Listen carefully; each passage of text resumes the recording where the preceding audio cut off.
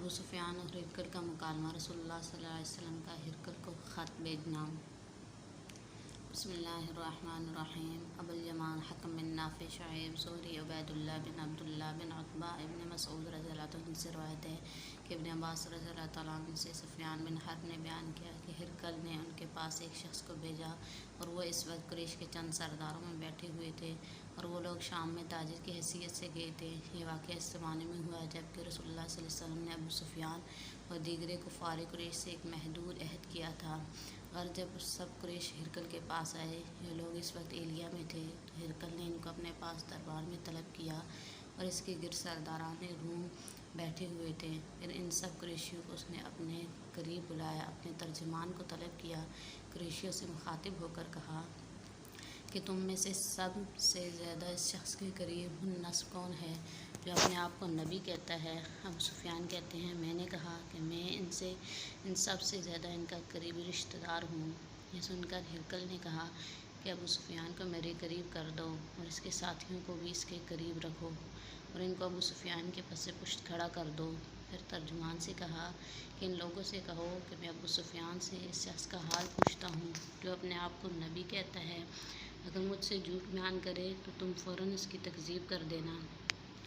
ابو سفیان کہتے ہیں کہ اللہ کی قسم، اگر مجھے اس بات کی غیرت نہ ہوتی کہ لوگ میرے اوپر جھوٹ بولنے کا الزام لگائیں گے تو یقیناً آپ کی نسبت غلط باتیں بیان کر دیتا۔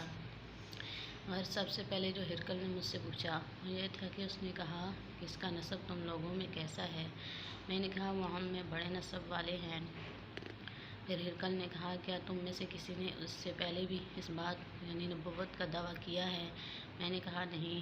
پھر ہرقل نے کہا کیا ان کے باپ دادا میں کوئی بادشاہ گزرا ہے؟ میں نے کہا نہیں۔ پھر ہرقل نے کہا کہ امیر لوگ ان کی پیروی کر رہے ہیں یا کمزور؟ میں نے کہا نہیں بلکہ کمزور۔ پھر ہرقل بولا آیا ان کے پیروکار روز بروز بڑھتے جاتے ہیں یا گھٹتے جاتے ہیں؟ میں نے کہا کم نہیں ہوتے بلکہ زیادہ ہوتے جاتے ہیں۔ ہرقل بولا آیا ان میں سے کوئی شخص ان کے دین میں داخل ہونے کے بعد دین کی شدت کے باعث اس دین سے خارج بھی ہو جاتا ہے؟ میں نے کہا کہ نہیں۔ پھر ہرقل نے کہا کہ کیا وہ کبھی وعدہ خلافی کرتے ہیں؟ میں نے کہا نہیں، اور اب ہم ان کی مہلت میں ہیں، ہم نہیں جانتے کہ وہ اس مہلت کے زمانے میں کیا کریں گے، وعدہ خلافی کریں گے یا ایفائے عہد۔ ابو سفیان کہتے ہیں کہ سوائے اس کلمہ کے مجھے اور کوئی موقع نہ ملا کہ میں کوئی بات آپ صلی اللہ علیہ وسلم کے حالات میں داخل کر دیتا۔ ہرقل نے کہا آیا تم نے کبھی اس سے جنگ کی ہے؟ میں نے کہا ہاں۔ تو بولا تمہاری جنگ ان سے کیسی رہتی ہے؟ میں نے کہا کہ لڑائی ہمارے اور ان کے درمیان ڈول کی مثل رہتی ہے کہ کبھی وہ ہم سے لے لیتے ہیں اور کبھی ہم ان سے لے لیتے ہیں، یعنی کبھی ہم فتح پاتے ہیں اور کبھی وہ۔ ہرقل نے پوچھا کہ وہ تم کو کیا حکم دیتے ہیں؟ میں نے کہا کہ وہ کہتے ہیں صرف اللہ کی عبادت کرو اور اس کے ساتھ کسی کو شریک نہ کرو، اور شرک کی باتیں جو تمہارے باپ دادا کیا کرتے تھے چھوڑ دو، اور ہمیں نماز پڑھنے اور سچ بولنے اور پرہیزگاری اور صلح رحمی کا حکم دیتے ہیں۔ اس کے بعد ہرقل نے ترجمان سے کہا کہ ابو سفیان سے کہہ دے کہ میں نے تم سے ان کا نسب پوچھا تو تم نے بیان کیا کہ وہ تمہارے درمیان میں اعلیٰ نسب والے ہیں، اور تمام پیغمبر اپنی قوم کے نسب میں اسی طرح عالی نسب مبعوث ہوا کرتے ہیں۔ اور میں نے تم سے پوچھا کہ آیا یہ بات یعنی نبوت کا دعویٰ تم میں سے کسی اور نے بھی کیا تھا؟ تو تم نے بیان کیا کہ نہیں۔ میں نے اپنے دل میں سمجھ لیا کہ اگر یہ بات ان سے پہلے کوئی کہہ چکا ہو تو میں کہہ دوں گا کہ وہ ایک شخص ہے جو اس قول کی تقلید کرتے ہیں جو ان سے پہلے کہا جا چکا ہے۔ اور میں نے تم سے پوچھا کہ ان کے باپ دادا میں کوئی بادشاہ تھا؟ تو تم نے بیان کیا کہ نہیں۔ بس میں نے اپنے دل میں سمجھ لیا کہ ان کے باپ دادا میں سے کوئی بادشاہ ہوا ہوگا تو میں کہہ دوں گا کہ وہ ایک شخص ہے جو اپنے باپ دادا کا ملک حاصل کرنا چاہتا ہے۔ اور میں نے تم سے پوچھا کہ آیا اس سے پہلے کہ انہوں نے یہ بات کہی ہے کہ ان پر کبھی جھوٹ کی تہمت لگائی گئی ہے؟ تو تم نے کہا کہ نہیں۔ بس اب میں یقین جانتا ہوں کہ کوئی شخص ایسا نہیں ہو سکتا کہ لوگوں پر جھوٹ بولے اور اللہ پر جھوٹ بولے۔ اور میں نے تم سے پوچھا کہ آیا بڑے لوگوں نے ان کی پیروی کی ہے یا کمزور لوگوں نے؟ تو تم نے کہا کمزور لوگوں نے ان کی پیروی کی۔ دراصل تمام پیغمبروں کے پیروکار یہی لوگ ہوتے ہیں اور میں نے تم سے پوچھا ان کے پیروکار زیادہ ہوتے جاتے ہیں یا کم ہوتے جاتے ہیں، تو تم نے کہا کہ وہ زیادہ ہوتے جاتے ہیں۔ در حقیقت ایمان کے کمال کو پہنچنے تک یہی حال ہے۔ اور میں نے تم سے پوچھا کیا کوئی شخص اس کے بعد ان کے دین میں داخل ہو جائے، ان کے دین سے ناخوش ہو کر پھرا ہے، تو تم نے بیان کیا کہ نہیں، اور ایمان کی یہی صورت ہے جبکہ اس کی بشاشت دلوں میں بیٹھ جائے۔ اور میں نے تم سے پوچھا آیا وہ وعدہ خلافی کرتے ہیں، تو تم نے بیان کیا کہ نہیں۔ بات یہ ہے کہ اسی طرح تمام پیغمبر وعدہ خلافی نہیں کرتے۔ اور میں نے تم سے پوچھا کہ آیا وہ وعدہ خلافی کرتے ہیں، تو تم نے بیان کیا کہ نہیں۔ بات یہ ہے کہ اسی طرح تمام پیغمبر وعدہ خلافی نہیں کرتے۔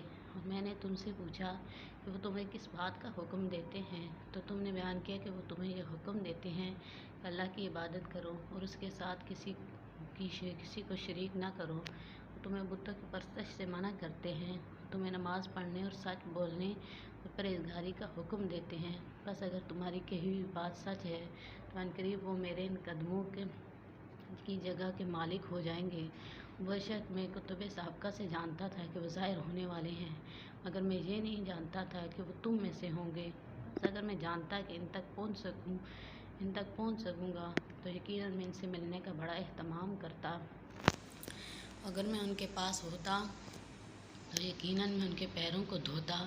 پھر ہرقل نے رسول اللہ صلی اللہ علیہ وسلم کا مقدس خط جو آپ سے سن دہیہ قلبی کے ہمراہ امیر بصرہ کے پاس بھیجا تھا، اور امیر بصرہ نے اس کو ہرقل کے پاس بھیج دیا تھا، منگوایا اور اس کو پڑھوایا، تو اس میں یہ مضمون تھا کہ اللہ نہایت رحم کرنے والے کے نام سے یہ خط ہے، اللہ کے بندے اور اس کے پیغمبر محمد صلی اللہ علیہ وسلم کی طرف سے بادشاہ روم کی طرف۔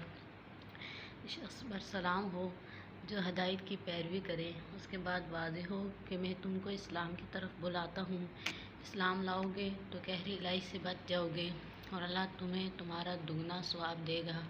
اگر تم میری دعوت سے منہ پھیرو گے تو بلا شبہ تم پر تمہاری تمام رعیت کے ایمان نہ لانے کا گناہ ہوگا۔ اور اہل کتاب ایک ایسی بات کی طرف آؤ جو ہمارے اور تمہارے درمیان میں مشترک ہے، یعنی یہ کہ ہم اور تم اللہ کے سوا کسی کی بندگی نہ کریں اور اس کے ساتھ کسی کو شریک نہ بنائیں، اور نہ ہم میں سے کوئی کسی کو اللہ کے سوا پروردگار بنائے۔ اللہ فرماتا ہے کہ پھر اگر اہل کتاب اس سے اعراض کریں تو تم کہہ دینا کہ دنیا کی اس بات کی گواہ رہو کہ ہم اللہ کی اطاعت کرنے والے ہیں۔ ابو سفیان کہتے ہیں کہ جب ہرقل نے جو کچھ کہہ چکا اور آپ کا خط پڑھنے سے فارغ ہوا تو اس کے ہاں شور زیادہ ہوا، آوازیں بلند ہوئیں اور ہم لوگ وہاں سے نکال دیے گئے۔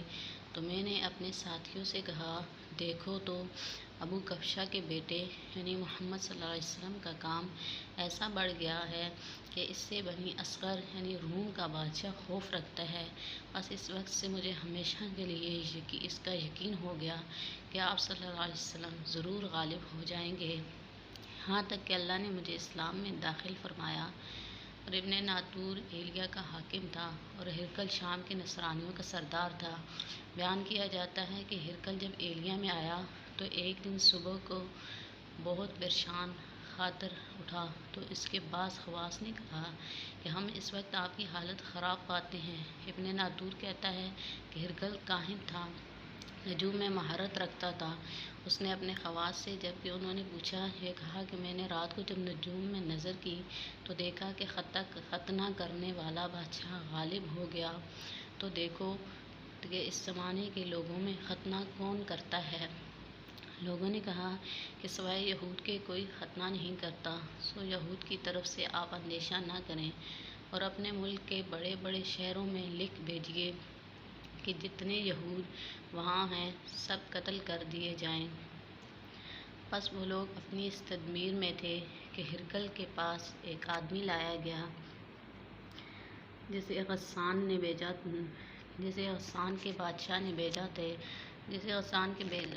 بھیجا تھا۔ اس نے رسول اللہ صلی اللہ علیہ وآلہ وسلم اس نے رسول اللہ صلی اللہ علیہ وسلم کی خبر بیان کی۔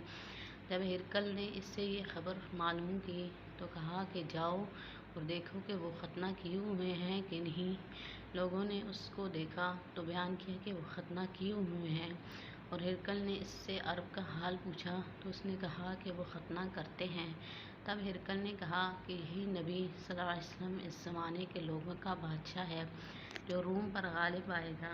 پھر ہرقل نے اپنے دوست کو رومیہ یہ حال دیکھ کر بھیجا اور وہ علم النجوم میں اسی کا ہم پایا تھا، اور یہ لکھ کر ہرقل حمص کی طرف چلا گیا۔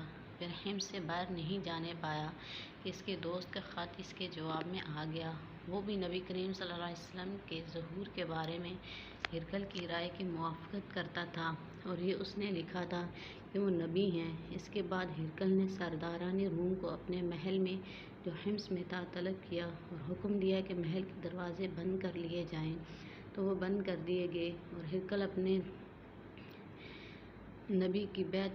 نے کہا کہ نبی کی بیعت کر لو، تو اس کے سنتے ہی وہ لوگ وحشی گدھوں کی طرح دروازوں کی طرف بھاگے تو کواڑوں کو اندر سے بند کر دیا۔